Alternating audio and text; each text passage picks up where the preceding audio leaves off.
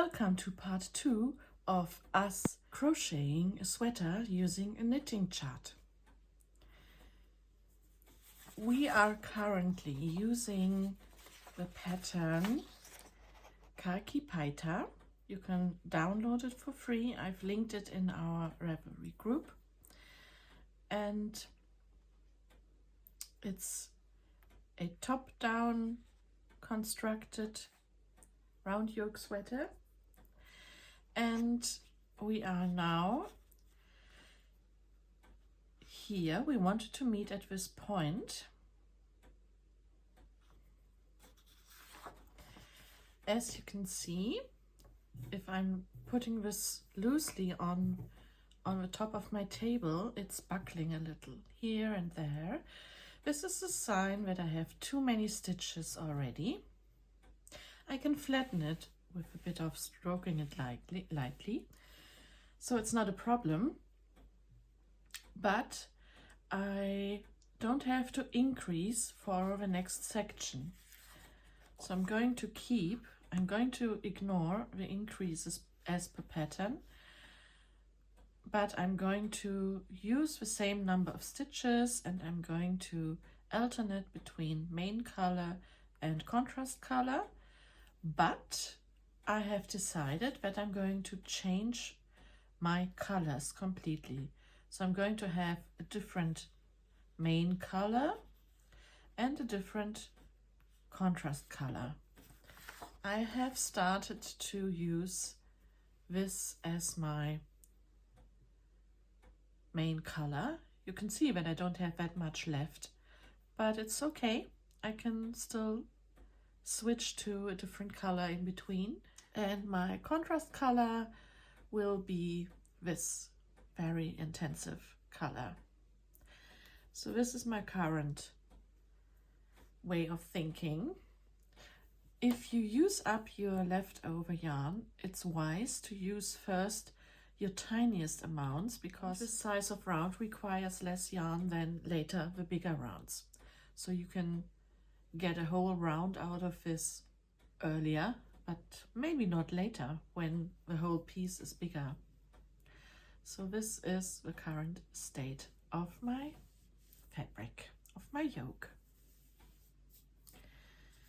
I'm going to continue, and I'm going to meet you here once I've done round number 17.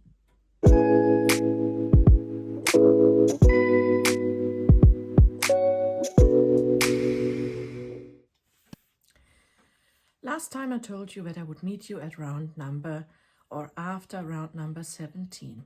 This would have been here. Since then I have actually crocheted a little bit more, but let me just tell you what I've done. These two stripes of colors are the same as this and this section, and round number 17 would have been just the main color waistcoat stitch all around the project, and then the next one was an increase round. You can either do these 6 stitches at first, then do the first increase, and then all around your yoke you're going to do 7 stitches in between, and then you add your increase until you come to your last stitches, and there you do the last increase and then another stitch. Or you might as well do 7 stitches and the increase in the 8th stitch all around. It doesn't really matter, as long as you have increased by 1 stitch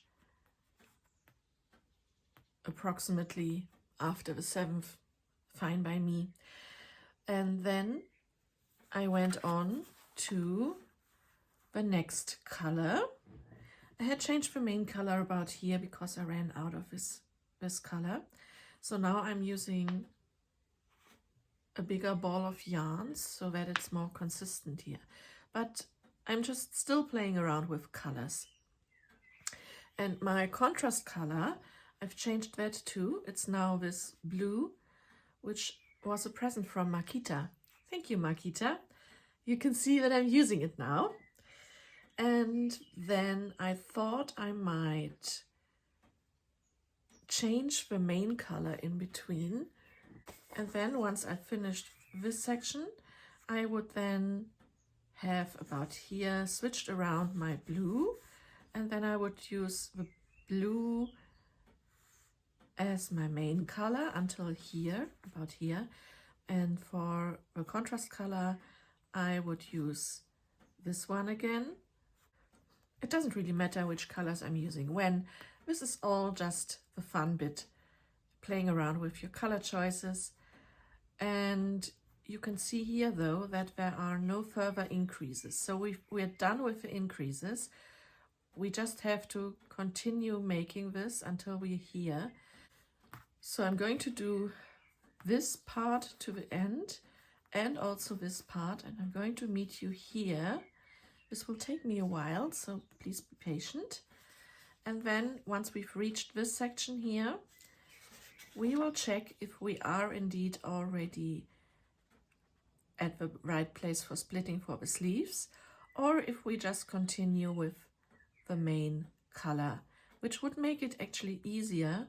If we have to use the body color, then we don't have to worry about doing the color work on the separated sleeves, if that makes sense. I will explain everything later.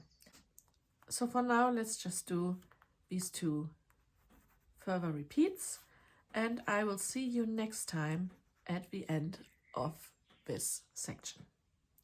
Thank you for watching. I hope that you're having fun with your project.